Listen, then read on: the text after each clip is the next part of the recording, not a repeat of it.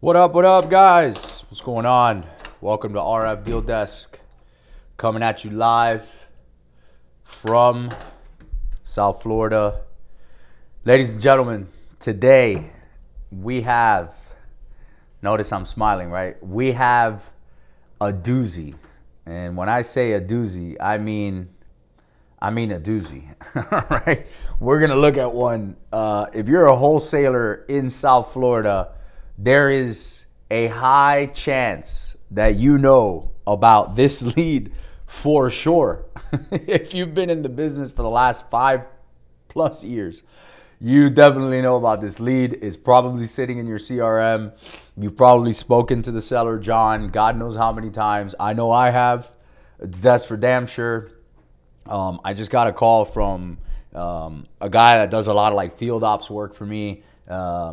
He's a great dude. His name's Julio, and we've done some deals together. He does a lot of field ops work for actually two of my best friends who are big time investors in South Florida. Anyway, he calls me. He's like, "Yo, man, I got this super hairy, ridiculously complicated deal in South Florida, and I want you to take a look at it." I was like, "Yeah, got it." And the second that he gave me the address and I pulled up the name and I saw it, and I was like, "Oh no, John Imhauser." I'm like, "No, this is the guy." Like that's how far back. I think the last time I spoke to this dude, the seller, was like 2021. No exaggeration.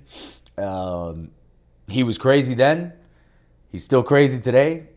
His story, we're gonna tell it today because it is wild. Okay, and it's actually a great lead to look through because there's a lot of underwriting that goes on here, and this is a absolute, like, unequivocal shit show, like 100%. What's up, everybody? The niches are in the ditches of title. I love it. Gabe, Gabo, you man, you're a writer, dude. You always hit it. Hey, Will, what's up? John Sudlow, Real Equity Masters, what's good? Will, what's up, buddy? I've seen that lead, Ray Vieira. You know the deal, man. You know the deal. People, anyone who's come through here has seen this lead for sure. So we'll just kind of get right into it. So the address is 2260 Arcadia Drive, Miramar. It's really Hollywood, but Miramar and Hollywood kind of bleed into each other. We're not even going to get into any of that stuff. We're just going to go right into the quick and like to the dirty, man. That's where we're going to go. So this seller right here, if you've ever seen this seller's name, John Imhauser, I don't know how to pronounce it, but that's him. John's got a shit show here, okay? So even my app, right, because it's such a complicated process, and so much stuff has been recorded around this property, and so many things have come and gone or whatever. We don't even pick up the last mortgage, right, which was actually in 2021, and we'll get to that in a second. So the last mortgage was 06, okay? Keep your eye on the prize over here for this crazy lady. I'm not going to say the word that I want to call her, but this crazy lady named Cheryl Varley, she is, and she used to live inside the property. Apparently, she no longer lives in there because she got finally evicted. I think it was like a 4-year eviction. He might take the cake and the record on how long that took, but we'll get there, all right? There's no pre-foreclosure, no liens yet. Well, there are a lot of violations on this property. But anyway, what am I going to do here? So if I knew nothing about this, okay, and if I was looking through this, I would go and start to run the play, right? Now, the app says it has 81% equity, and of course, this app isn't perfect, right? It did not pick up the 2021 mortgage. The house is worth ARV, give or take, somewhere around the $500,000 mark, all right? I got a really good comp right here is active at 499.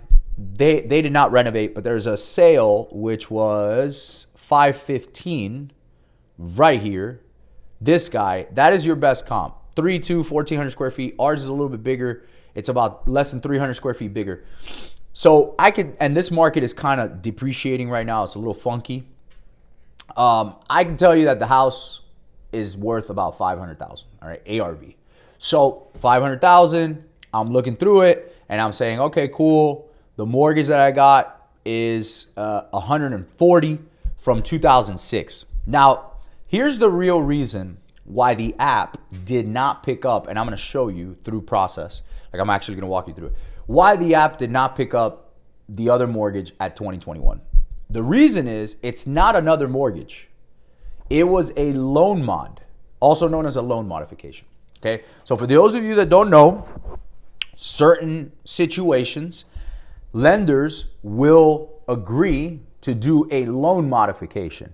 Now, that's not a new loan, so they don't record a new loan. What they do is they modify the terms of the existing loan. So what happened here is that the loan from 2006, which again, if it's a 30-year mortgage, isn't due until 2036, so we got like 10 years left, they modded the terms and they said, oh, well, we're going to give, different payments. We're going to defer a payment, right? You could defer principal back. There's a lot of things that the lender can pretty much do whatever the hell they want. Do you understand that? Like, money is imaginary. Don't let anybody tell you different, because it is. Lenders can literally, they say, oh, we can't change any of this. Bullshit. If they do a loan mod with you, and if you reach an agreement with them, loans get modded all the time, right? Modified. So that's why that mortgage is not recorded.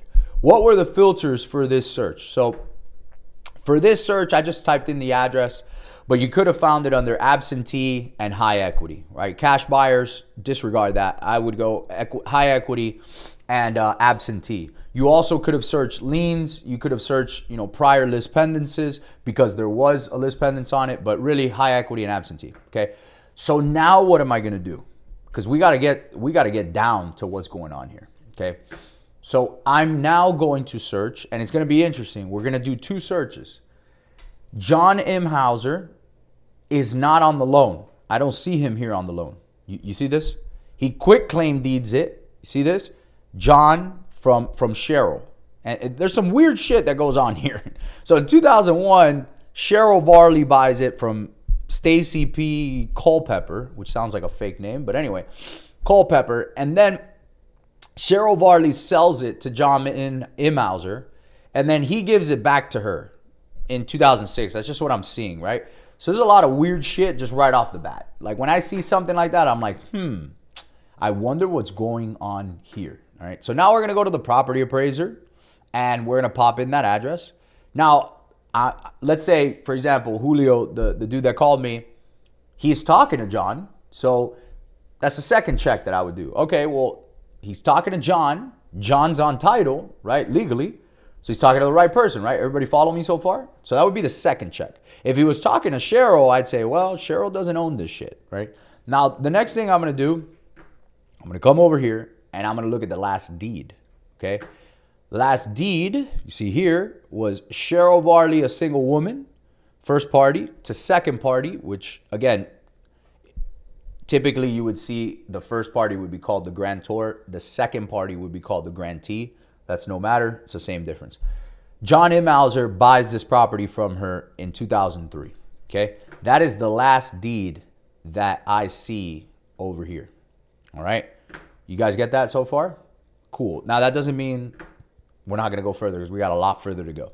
The next thing I'm going to do is I'm going to check the property taxes. All right. I'm going to see if it's tax delinquent. It shouldn't be, because there's an open mortgage. So what have I always taught you guys? The mortgage company pays for the taxes, so it doesn't go to tax auction. She was being foreclosed. He saved her, but never recorded the deed till years later. Yeah, so there's Julio right there. What up, Julio? Way to go, man. You won on this one. So I see that the taxes are paid, which makes sense, right? So I'm going to go over here and I'm going to check who paid the taxes if I could find it, which in this case, and I know it's Broward County, you guys zoom in over here, right? This is some ninja stuff. See where it says over here, paid by? I'm turning my head because it's sideways. Paid by PHH Mortgage. You guys see that? Let me turn it. Here we go. Might be better to read it this way. Paid by PHH Mortgage. You guys see that? So what does that tell me? Okay, so PHH has the mortgage, which is a servicer. Cool. So PHH is a bank. They have the mortgage, and they have been paying the taxes, and they literally just paid them in 2025 in November. You guys follow me so far? Cool. So that means, to me, that there's an active mortgage here. So the next thing we got to do is find out where the hell's the active mortgage and how much is it for? Let's get as close as we can to that. Now, how am I going to do that? In any county, I would go to the Broward County official records, right? The clerk of courts.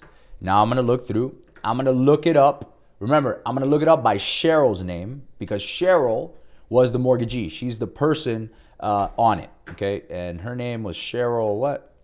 One second. There we go. Cheryl Varley. Sounds like such a lovely, lovely lady, even though we know she's a very mean lady. Now, let me give you some background on this, just because I remember speaking to Seller many years ago, and Julio can confirm this. When I last spoke to him in 2021, he told me, and I quote, "There's a crazy lady that I saved from foreclosure who's living in the house. She fraudulently took out a mortgage on my house, and I've been trying to evict her. She practices voodoo," which was true, because when I drove by the property, I did see like voodoo dolls and all this crazy shit. And she won't let anybody in the house, and she's been fighting me on the foreclosure, on the eviction ejectment for forever, which is his fault. I would have smoked this lady a long time ago. But regardless, so I'm going to look her up. I'm going to look her name up. You guys follow me? Now, we're going to filter from the most recent. Right off the bat, ladies and gentlemen, I can tell you that Cheryl is a bad mamma jamma. Why? Because she's everywhere here, bro. She's all over the board. Do you guys see this right here? She's all over the board since 2003. People never, like usually when I look up people, they have like 5 things, maybe 7 things on their record. This lady has like 41 items. There it is. So that is wild, which tells me that she's been in a lot of shit. So we have a lawsuit over here, Progressive Insurance.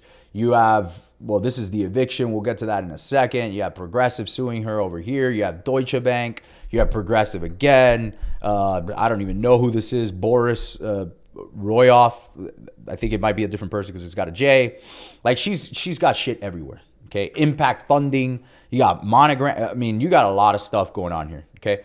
The most important, let's just kind of go through this. I'm going to go to the court paper over here of 2024, which is the most recent one. And let's look at what that is. Order granting motion summary judgment, which the plaintiff is John Immauser. So far, what do I know? Okay, John's telling the truth. John has sued her. Okay, original case number was 22, so he sued her in 2022, right? And now it's going to say all this stuff. Plaintiff's motion is granted. This court finds that the plaintiff is entitled to have possession of the property as plaintiff has title to same by virtue of quitclaim deed. So the court did agree with him, right? Cool. This court further finds that the defendant is unlawfully, the defendant is Cheryl, okay, the crazy lady, is unlawfully withholding possession of the property and as such depriving plaintiff of possession to the property by failing to vacate. Even though she got a notice to vacate in 2021. All right, so the judge finally gave him this thing. Thank God. Okay? What happens to this property? And this, Julio just told me this today.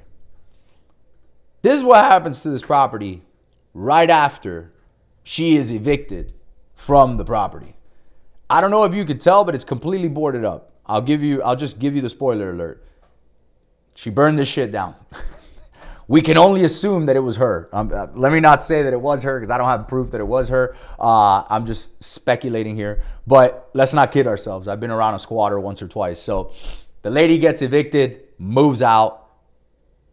Poof, house burns down literally like a few weeks later. So my man, in May of 2025, this house now is fire damaged. No, I'm not having technical issues. This thing is fire damaged now. So it's even worse than what it was before, okay? So let's go to the map and let's look at you can see here that the roof is completely tarped up, right? Like this is just this just keeps getting better. This is an absolute shit show, okay?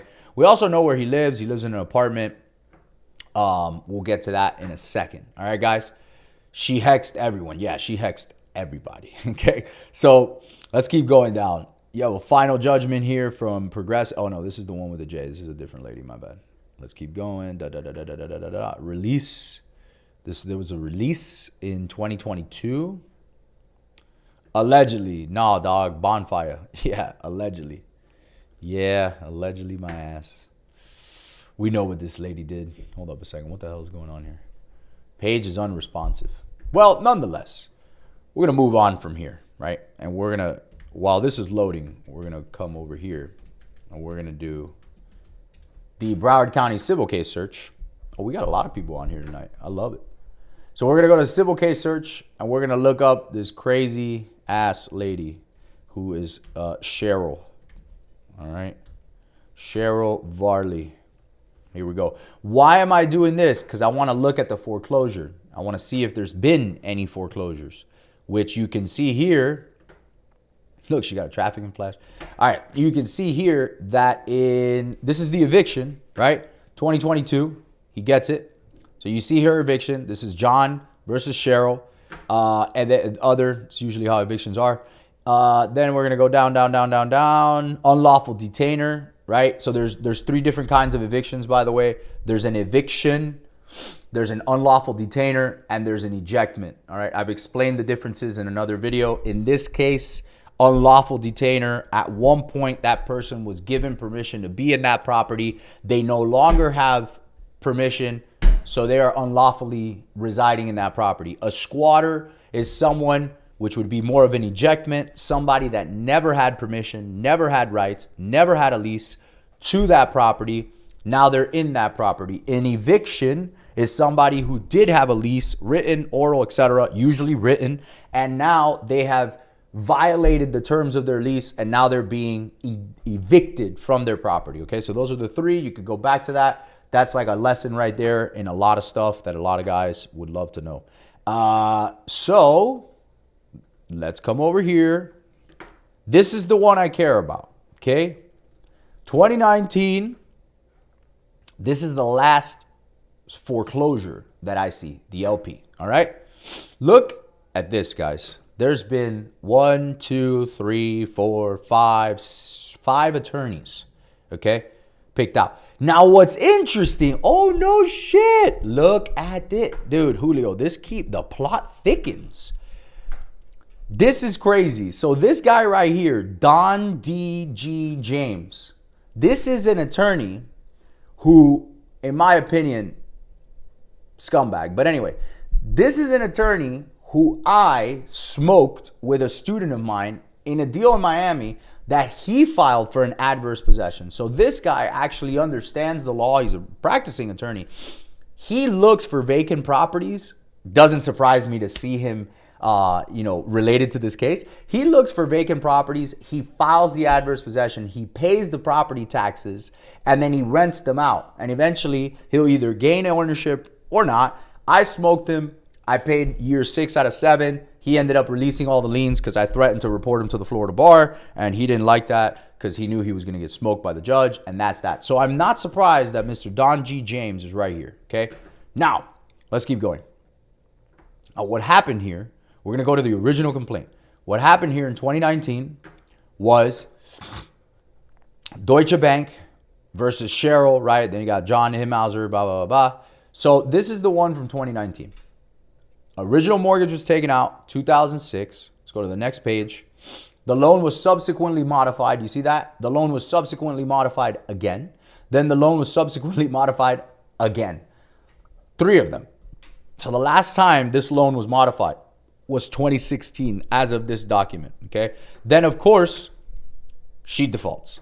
As of 2017, she owed $166,285.11 plus a past due balance of $26,166. Cool.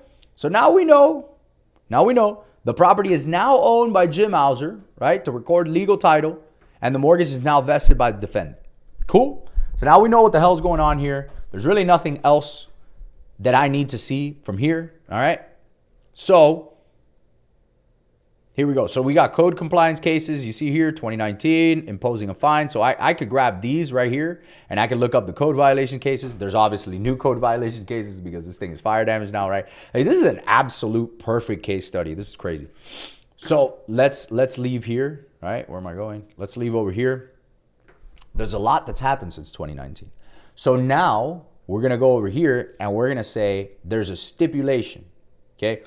Deutsche Bank dismissed this case. They agreed an order of dismissal. I want to know what the hell happened, right? It says agreed order adopting stipulation and dismissal of the case. The letter, this litigation is dismissed. The parties are responsible for bearing their own attorney's costs. The court retains jurisdiction, blah, blah, blah, blah. All right, so they settled something, all right? Don't know what, they settled something. Now, let's look at the stipulation to see what the hell happened here. Bum, bum, bum, bum, bum. Collectively referred as. Cool. Page 2, page 3. Nothing here. Let's keep going. All right, so I got an open question mark here because I'm saying to myself, all right, that there was a mortgage from 2019 that now was dismissed. The case was dismissed in 2021. I wonder why. Now I got to find it out. And just for kicks, let's go ahead and go through 2021, the unlawful detainer, and let's look through what the hell happened, okay? Look, she also had him retained, Don G. James. I think not. So don't dock it on this case. Boom, boom, boom, boom, boom. Order agreeing. All right, cool. So he gets his final judgment against her. Scumbag move. Absolutely. No arson charges. I guess no proof she did it. That's right. She better start rubbing those chicken bones together. That's right. All right, so he got a default final judgment for $300, bro. This poor guy, dude. And the problem with this seller, too, guys, is that the guy is such a difficult person to deal with, and he's so stubborn. He's so emotionally connected to this. So he told Julio today he wants 50 grand for the house. And he's like, look, I want to walk away with 50 grand. Come on, buddy. You ain't walking away with that. Come on. After all this is said and done. So let's keep going back. Let's see if the clerk of courts now wants to bless me with... all right, let's do Cheryl. Let's do that. Here we go. I'm looking for the new mortgage, okay? So I see this is the money shot. You see over here how it says release, right? So there was a release of a mortgage in 2021. Okay, it's recorded January 19th of 2021. This is the same stipulation we just saw. Now, the missing document that we didn't see was this thing, because now there's a new mortgage. You see that? This is why our app didn't pick it up, because technically it's not a new mortgage. Here it is, mortgage modification. Let's go through, and it says $65,457. Bingo, that was his name, bro. There's your modification agreement. Now this makes sense why the hell this is going on. And look, this is very important for you to know. Like, a lot of guys have spent a lot of time chasing this deal, and I get it because it's a very complex lead. I know how to look through this stuff. You would have seen the mortgage from 140 grand from 2006, and you would have said, oh, you know, the average person would say, oh man, you know, he owed, 140 in 2006. He probably owes a lot more. The foreclosure was dismissed in 2019. So they would have read it and they would have said, oh, well, the ARV is 500, even though it's fire damage. This guy wants 50 grand. He probably owes $150 plus 50. That's 200.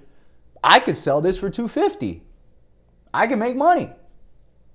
No, sir. No, you cannot. Because we're going to read the loan mod and we're going to go through it. And this is why with curative title, it's so important to understand what the heck you're looking for. Like, curative title is, this is what we're talking about. Reverse flip is curative title. Just make no mistake about it, right?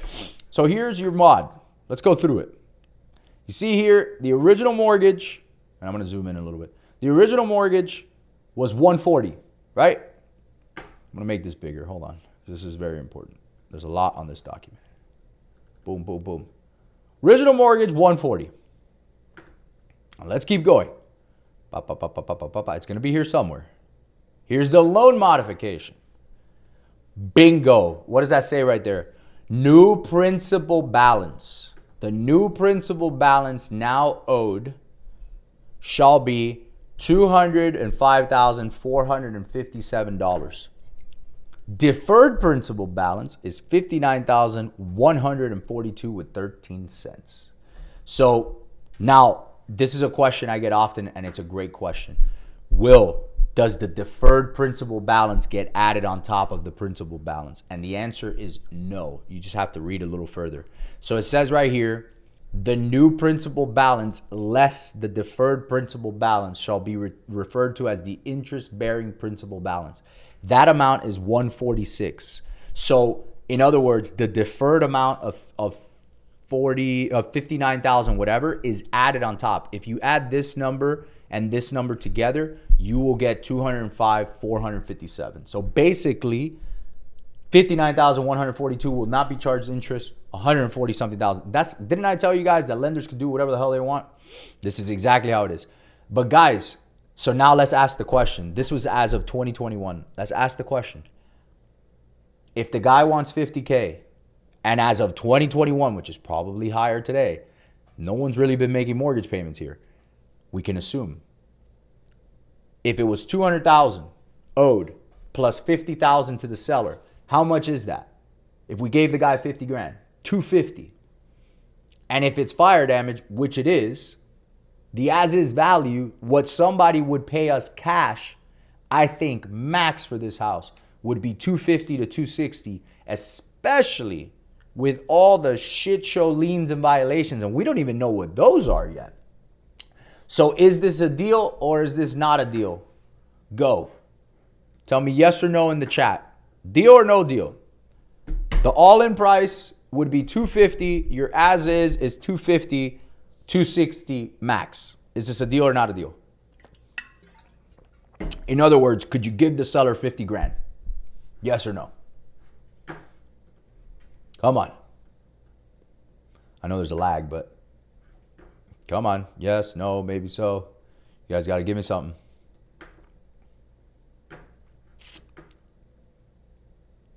Well, while I wait for you guys, depends. Oh, depends. Oh, I love the depends. Depends on what, John Sudlow?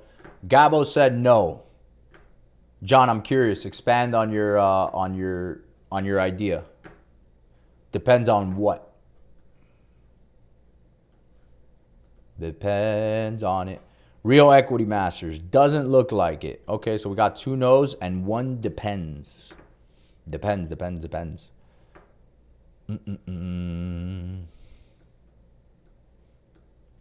By the way, we have a lot of stuff here too.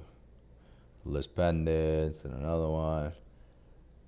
Mel M. Haas said N. No. Yeah. No. All right, we're getting a lot of no's. Getting a lot of no's. Well, look, I'll give you the answer. If you can get all the liens and violations removed, well, yeah, I see where you're going with that. However, here's the deal. The liens and violations are separate. The liens and violations are over here. The debt is over here, right? The mortgage is over here. The repair costs are at least 150 grand. This house is a full fire damaged house. This house needs to be done completely from the studs, top to bottom, with permits, engineering, civil engineering. I mean, the city knows that there was a fire there. Roof, trusses, the whole thing. It's 150 grand rental on a light day. So again, 250. Let's say they paid. Let's say you can sell it for 250 plus 150. That's 400. Your buyer can resell at 500 minus his commission, minus his cost, minus the resell, minus the carrying costs, because it's going to take them 8 to 12 months to get all these permits, do all the renovations, deal with the city, clear out the liens, clear out the violations. No buyer is going to buy this to net 50 to 60 grand. It's just not going to happen. It would be a needle in a haystack. I would never buy that deal at that number, right? So it depends. Let's go back to that. Yes, you need to get all the liens and violations cleared off anyway, unless you're going to sell them with it, which is very possible. We just don't know what they are yet. You could do that. 1. 2, it would not change the fact that what's still owed is 250. So the way I see it is there's 2 options on this deal. All right, very, very simple. You get this is exactly what I told Julio. You get Mr. John Imhauser to humble himself, and you say, look, I may be able to give you $10,000 on the back end. 0 Like absolutely $0 on the front end. Okay, be clear. Get the deed, get the POA, or actually an assignment of interest now, and we're going to go and try to find a buyer at $250, $260. We're also going to order a final payoff, okay, from the lender to see where the $200-something thousand mortgage back in 2021 ended up. Where is it at now? And then we're going to get, all the liens and the violation. We're going to see what's what. The ARV is 500. 500 is the ARV. So that's option number one. Okay, if we can get it, we can do it. Not a problem. We get it done. Great, right? We may be able to do that. And hopefully, depending on what's owed, that's going to be the spread, right? We get a buyer at 250, 260, that's fine. Option number two is we go to try to file a quiet title, all right? Now, we can try the quiet title, and here's why I want to do the quiet title. Here's why I don't want to do the quiet title. Quiet title, by the way, if you don't know, that means that we're going to try and get the mortgage removed, okay? We could also try loss mitigation here, which, again, I'm not willing to do it because it's kind of a 50-50 shot. But if ever there was a good candidate for a short sale, it would be this guy. However, you've got a problem. I'm getting ahead of myself. So the quiet title would be, since I see that so many lenders have been involved and they couldn't foreclose, they probably don't have the right documentation. They probably don't even know that this mortgage exists, right? Et cetera, et cetera. So we may be able to prove to them that, hey, this is a shit show. You can't foreclose on this. We're willing to offer you, some money, et cetera, discount and payoff. Maybe they take it, maybe they don't. That's the reason I like it. The reason I don't like it, that could take 6 to 8 months. 1, 2, the lender is aware of this loan because remember, they're paying the property taxes. Remember, I showed you that. And I showed you the property tax bill that was paid by PHH. Okay? So that's the reason I don't like it. And I think that the lender we would have a better shot of, if we were going to do a short sale, we would present all the docs. We would have the lender go out there. We would have him do an appraisal, look at the freaking fire damage, look at the liens violations, even though lenders don't really care about liens and violations, and see what the lender says. Maybe we get the mortgage wiped out. And this is why it's going to be hard, right? So a short sale goes based off of the as-is value that the lender's appraiser gives them. So let's say the appraiser goes out there and says, hey, you're right. The ARV is 500. I think the house needs 150 grand, 170 grand worth of work. It's fire damage, blah, blah, blah, blah. I agree. I think the as-is value is 240, 230, 220, 210. It won't matter anyway, because if they're owed 200 and the as-is value is above what the lender's owed, they're going to ask for a full payoff anyway, right? There's nothing to short. Now, if they were owed like 350 and the as-is value of the scenario was the same, now you could get it from 350 down to 200, down to 190, right? That's a different story. Does that make sense, guys? So you could negotiate and create equity. For me, this deal only makes sense if John Immauser, the current owner, is willing to basically sign it away for nothing. I can take control of it. I get the payoff. I get the liens and violations. Maybe promise him 10 grand, 5 grand on the back end. Once I get the final payoff, hopefully to God, it's 200, 210. I get a buyer at 250, 260 that's willing to take it with the liens and violations. I make a 50K spread, 40K spread. Julio and I, maybe we do the deal together. Maybe we JV. It's a perfect curative title deal. And now we are going through and we make it work. Other than that, though, if this seller is complicated, which he is, and he doesn't want to move off the 50K number, it's a dead deal at 50K, 100%. It doesn't make sense because what's owed already off the bat is 250. Huge uphill battle, and your buyer pool is going to be this big, and it's not going to work. And that's that. You might as well live to see another day. Plus, the seller's profile tells me, since I already knew about this lead 4 years ago, this guy will probably sit on this house for the next 3 to 4 years, right? Or die, right? or this thing is going to eventually, now it's going to sit as a fire damage. It's going to accumulate more liens, more violations because he's so gung-ho on his 50K number, just like it took him 4 years to evict this lady. And what's going to end up happening is it's going to go into auction and somebody's going to buy this for 225 to 235, 240 maybe.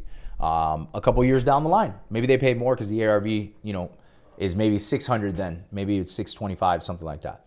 Muerto, 100%. So guys, any questions on this deal? Because this was an awesome, awesome, awesome deal. And I hope you saw we reviewed everything. We went through all the underwriting. But guys, this is what a curative title deal looks like, okay? You're hearing that terminology a lot now in the real estate world. I'm happy that people are using it. But again, reverse flip is a curative title. And in my opinion, it is the curative title strategy, the original one. What about the insurance on the house? You make a great point. There may or may not be insurance. Well, let me say that. Let me backtrack. There is insurance on the house. More than likely, it is forced place insurance, which is insurance that the bank places on it just in case the sellers don't place it. In this case, I can almost guarantee you that it's forced place insurance because the sellers aren't making payments on this house. Now, they haven't foreclosed, like I said, because the lender doesn't even know about this loan. This is a shit show for him. They've tried foreclosing before. They have not foreclosed yet. Okay, so if there was forced place insurance, this is where it gets a little tricky. Remember, John is not on the mortgage. Cheryl is. So if we got all the docs signed from John, we couldn't get anything from the mortgage company anyway. Why? Because we would need Cheryl. We would need a POA from Cheryl so we could get a loan authorization or an authorization to release loan docs and all that kind of stuff. So that's really where it gets tricky, okay? And that's another reason why I think this deal would be very dead, because the chances of you getting Cheryl to sign anything for you are probably slim to none because she's probably doing voodoo on somebody else, okay? So guys, this was great. I love all the questions, man. This is the most amount of people we've had on this live since I've been doing this for about a month. I'm super proud of that. That's awesome. If you guys want to keep learning about curative title and reverse flipping and what it is, please tune in every single day. Weeknights, 5 to 6, just like we're doing right now. I will be live tomorrow and I will be live on Friday. Saturdays, 12 to 1 p.m. Sundays is the Lord's Day. I do not do any lives on that day. Today's Ash Wednesday, by the way. So happy Ash Wednesday to anybody who celebrates it. Wow, how did she get a mortgage on a house that isn't hers? Well, that's called fraud. So that's a live for a different time. Okay. So if you like this, man, like, subscribe, hit the little bell so you can get notifications of every single time that I go live. Right? Hit the bell. Subscribe to my channel. We love it. Glad I gave you that call today. Yes, sir. I appreciate you calling with it, Julio. You see what I'm saying? Julio, did I just save you from like a giant, massive amount of waste of time? Did I just save like 4 months of your life?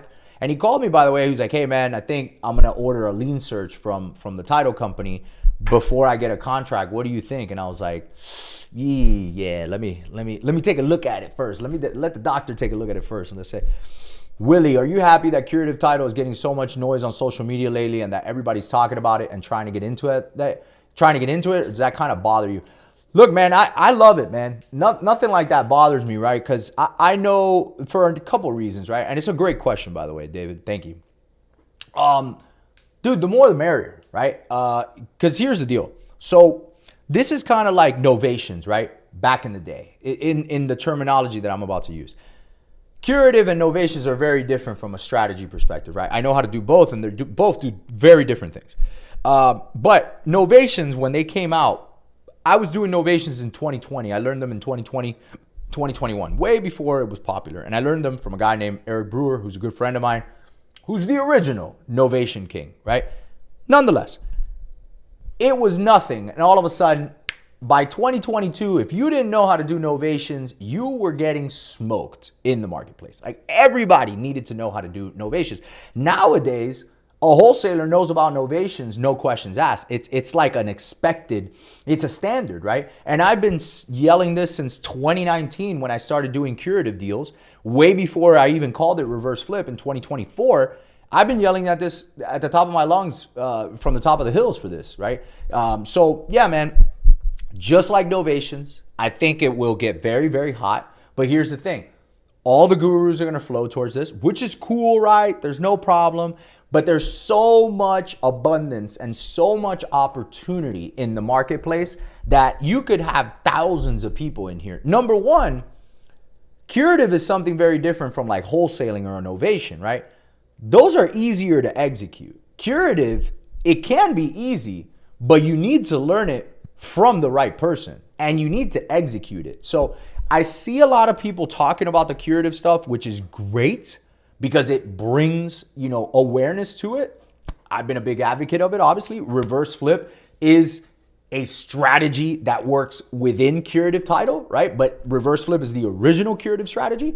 And I've been saying it for a long time. But again, it will, eventually you will see who the real players are in the space. And like anything, a lot of people talk about a lot and they jump on the bandwagon, which is fine. And again, everybody's entitled to make money. However, you really have to know how to execute. You have to have the right resources. You have to have the right attorneys. You have to have the right community. You have to have the right documentation. And you have to know how to do everything I just showed you, right? You have to know the strategy. You have to understand what the heck is going on. And you have to know how to frame the deal and put it all together, right?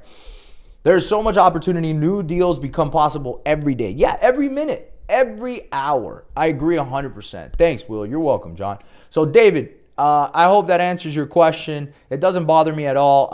Listen, I welcome more, people in it. I don't believe in competition. I believe in collaboration. And I always believe that the best in a marketplace will raise, the cream will raise to the top, right? And the cream rises, man. And at the end of the day, you got to know what you're doing and you got to have your stuff together to be able to do curative. Not all novation the same. Lots define it differently. I don't know why. Yeah, it's a little different. Been out of RE since COVID began, just getting back, and I have not heard of novations. Yeah, novations is, listen, I'm going to give you exactly what a novation is. Novation is a wholesale to a retail buyer. Done. End of story. So what's curative exactly? Great question. Curative is taking a property that has title issues, breaks in title, issues with title. You cannot transact on it. Because A, you can only get partial interest, meaning 1 heir out of 4 heirs, let's say. Or B, there's stuff like this on title. There's liens, violations, mortgages, deeds, fraud, blah, blah, blah, blah. All that kind of hairy stuff. And you're getting the property, cleaning up. Think of it like you're cleaning it all up, all the title stuff. And then once you cure the title, now you can transact on the property, and now that's how you created value, right? Just like a fix and flip, right? How do you create value in a fix and flip? Think about it. Think about it logically. How do you create value in a fix and flip? You're buying a property that's physically distressed, right? The more distressed, the bigger the discount, because the harder the work and the more time and money you got to put into it. You're buying a property that's physically distressed. You are forcing appreciation by renovating physically with hammers, right, and HGTV and all that. And when you finish the renovation, you can now sell it for more money. Why? Because you added value. The value you added was the physical renovation of the property. In curative title, you are getting a property, ideally using the reverse flip method, which is the strategy of getting the deed and the POA or an assignment of interest to control the deal rather than with a contract, because you're going to want to protect yourself.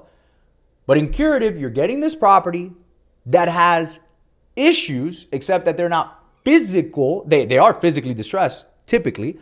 But what the renovations that you're doing is title work, like quiet titles, unlawful detainers, evictions, breaks in title, right? Partial interest, partitions, probates, that kind of stuff, right? Liens, violations, etc. Basically, all the dead deals that nobody really has wanted to work in the wholesale space. Ask me how I know. You're fixing all those paperwork issues, and then now you can sell it, usually to a cash buyer, and make a lot of money because that's what you renovated. And then that cash buyer is going to go out and do a fix and flip or a buy and hold or a BRRRR or whatever. There's so many things going on. Got FWR teaching curative now too, from what I heard. A lot of newbies will be messing up deals, in my opinion. What's FWR? I don't know who that is. Forward? Who is that?